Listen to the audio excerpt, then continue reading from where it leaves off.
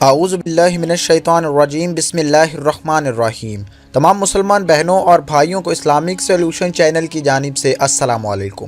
محترم خواتین و حضرات، آج کی ویڈیو میں آپ کو ایک ایسے مذہب کے بارے میں بتانے جا رہے ہیں کہ جس کے اندر بہن اور بھائی کی شادی کو جائز قرار دیا جاتا ہے۔ یہ ایک فعل جس کو دنیا کا کوئی اور مذہب جائز نہیں کہتا، نہ ہندو مذہب میں، نہ یہودی، نہ عیسائی، نہ بدھ مت، کسی بھی اور مذہب کے اندر اس فعل کو جائز قرار نہیں دیا جاتا، بلکہ اس کو غیر فطری فعل کہا جاتا ہے۔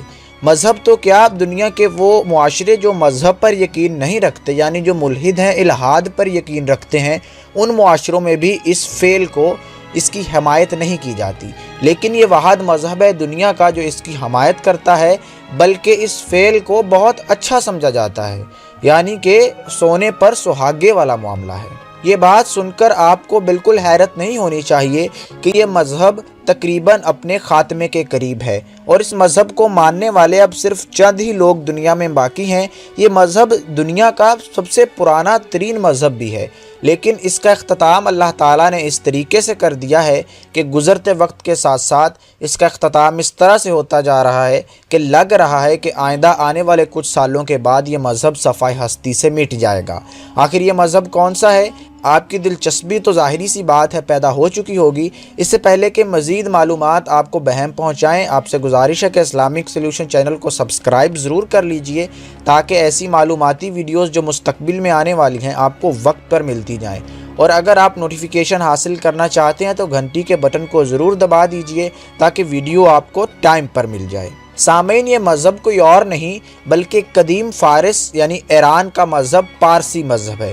یہ مذہب دنیا کے قدیم ترین مذہبوں میں سے ایک مذہب ہے، اور اس مذہب کے اندر آگ کی پوجا کی جاتی ہے، یعنی کہ آگ کو خدا کا درجہ دیا جاتا ہے۔ ہم نے دیکھا کہ زمانہ جاہلیت میں لوگ جس چیز سے فائدہ حاصل کرتے تھے اس کو معتبر جان کر اس کی پوجا شروع کر دیتے تھے، جیسا کہ سورج کی پوجا، بڑے بڑے دریاؤں، درختوں اور پہاڑوں کی پوجا ہم نے دیکھی۔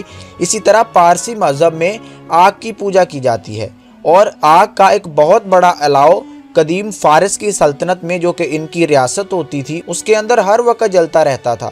اور روایات میں یہ بھی آتا ہے کہ وہ آگ کا الاؤ، یعنی وہ اتنا شدید اور اتنا روشن الاؤ تھا، اور اس میں اس کو ہر وقت جلایا جاتا تھا، اور کئی ہزار سال سے وہ الاؤ بند نہیں ہوا تھا، اور اس کی پوجا بدستور جاری و ساری تھی۔ رسول اللہ صلی اللہ علیہ وآلہ وسلم کی آمد کی نشانیوں کے اندر ایک نشانی یہ بھی بتائی جاتی ہے کہ جب رسول اللہ صلی اللہ علیہ وآلہ وسلم اس دنیا میں تشریف لے کر آئے، یعنی جب ان کی ولادت ہوئی، تو اس وقت فارس میں موجود آگ کا یہ الاؤ بجھ گیا، وہ الاؤ جو کہ ہزاروں سالوں سے نہیں بجھا ہوا تھا۔ سامعین، جب اسلام نے یعنی کہ مسلمان لشکروں نے ایران کو فتح کیا تو وہاں پر موجود بہت سارے پارسیوں نے اسلام کو قبول کر لیا اور اسلام کی دعوت پر ایمان لے آئے، لیکن بہت سے ایسے تھے جو ہجرت کر کے بر صغیر پاک و ہند کے اندر آ گئے، اور انہوں نے انڈیا کے اندر، جو کہ موجودہ انڈیا ہے، اس کے اندر سکونت اختیار کر لی۔ سامعین، بہت سارے پارسی آج بمبئی کے اندر رہائش پذیر ہیں۔ ایران کے اندر تقریباً پارسی مذہب کا خاتمہ ہو چکا ہے، اور دنیا میں 1 لاکھ سے 2 لاکھ کے درمیان پارسی صرف موجود رہ چکے ہیں۔ یہ ایک شخص زردشت نامی شخص کو اپنا پیغمبر کہتے ہیں، اور ان کا دعویٰ ہے کہ ان کے اس مذہبی رہنما کے پاس اوسطا کا وہ قدیم نسخہ موجود ہے جو ان پر نازل ہوا تھا۔ یہ اپنے مردوں کو جلانے یا دفنانے کی بجائے ایک کھلی عمارت میں رکھ دیتے ہیں تاکہ گدھ وغیرہ اس کو کھا لیں۔ اس خاص عمارت کو دخمہ یعنی مینار خاموشی کہا جاتا ہے۔ دخمہ ایسے شہروں میں تعمیر کیا جاتا ہے جہاں پارسیوں کی تعداد زیادہ ہو، مثلا بمبئی، کراچی۔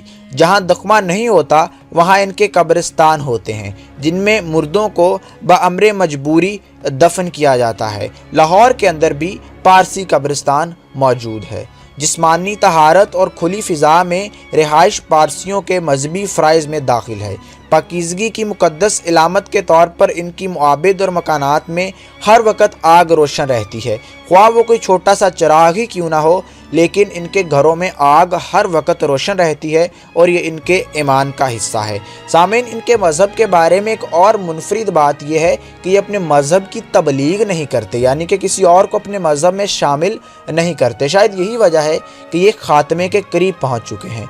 इसी तरह अगर हिंदू मज़हब और यहूदी मज़हब की बात की जाए तो इन दोनों मज़ाहब के अंदर भी तबलीग का कॉन्सेप्ट नहीं पाया जाता, ये तबलीग नहीं करते। इसके अलावा इनके मज़हब में कड़ी पाबंदी है कि ये मज़हब से बाहर कहीं शादी नहीं करते। सामीन, अगर आपने टाटा इंडस्ट्रीज़ के बारे में पढ़ रखा है, जो कि भारत की एक बहुत बड़ी इंडस्ट्री कंपनी है, तो आपको बताता चलूँ कि ये इंडस्ट्री भी पारसियों के कब्ज़े में है।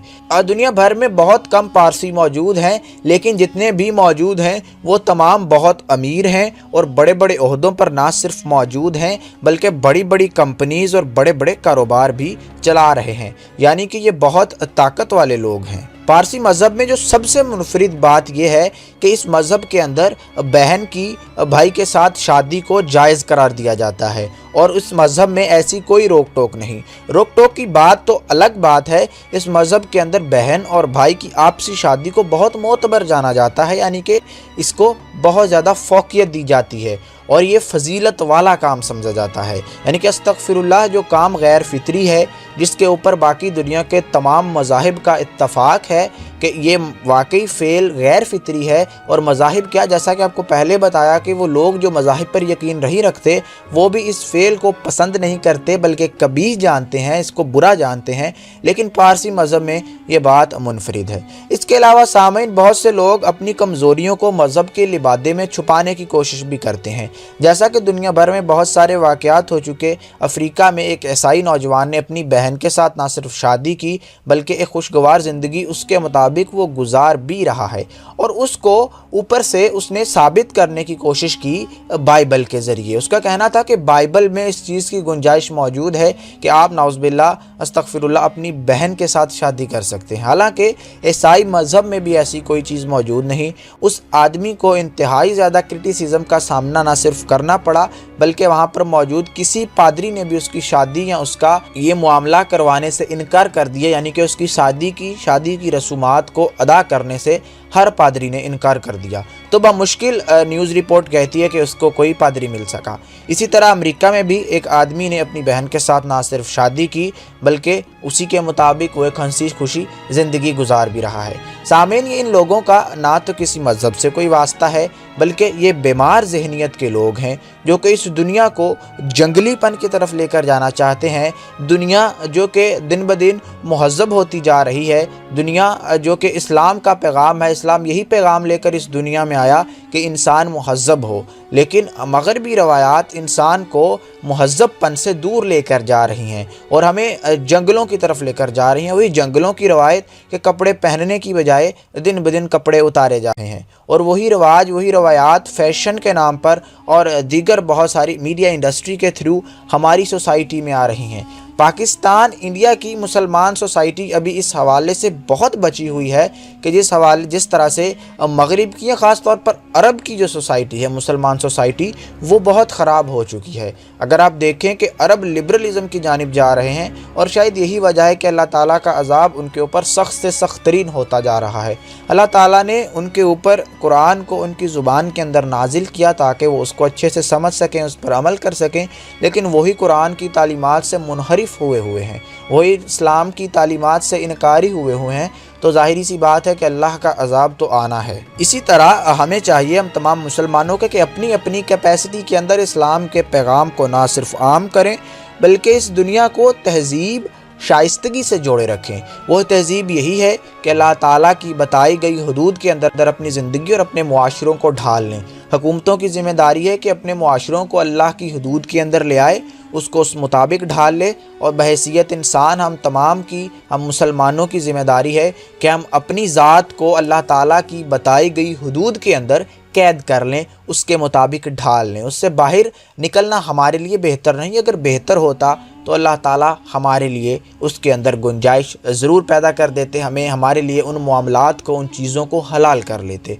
इसलिए हलाल चीज़ को छोड़िए ना और हराम चीज़ की जानिब جائیے نا۔ اپنی زندگی کا اگر آپ یہ اصول بنا لیں تو بالکل آپ ایک بہترین زندگی، معتدل متوازن زندگی گزار سکتے ہیں، اور اللہ تعالیٰ آپ کی اس زندگی کو بھی آپ کے لیے آسان کرے گا اور اخروی زندگی کو بھی آپ کے لیے بہتر کرے گا۔ ابھی آپ کا فرض بنتا ہے کہ اپنی رائے تو دیجیے ہی، لیکن اس کے ساتھ ساتھ اس پیغام کو کوشش کیجئے کہ اپنے تمام چاہنے والوں تک ضرور پہنچا دیں۔ اس کو شیئر کیجئے، جو فورم آپ کے پاس موجود ہے، فیس بک، ٹویٹر، واٹس ایپ، اس پر اس کو شیئر کیجئے تاکہ ہمارے زیادہ سے زیادہ مسلمان بھائی اس پیغام کو سن سکیں، اس پر عمل بھی کر سکیں اور اس بہت اہم ٹاپک کے اوپر اپنی معلومات میں اضافہ بھی کر سکیں۔ اس اچھے پیغام کے ساتھ، اس بہترین ویڈیو کے ساتھ فی الحال آپ سے اجازت چاہتا ہوں۔ ایک نئی ویڈیو، ایک نئے موضوع کے ساتھ آپ کے سامنے پھر حاضر ہوں گا۔ تب تک کے لیے مجھے اجازت دیجیے۔ اللہ حافظ۔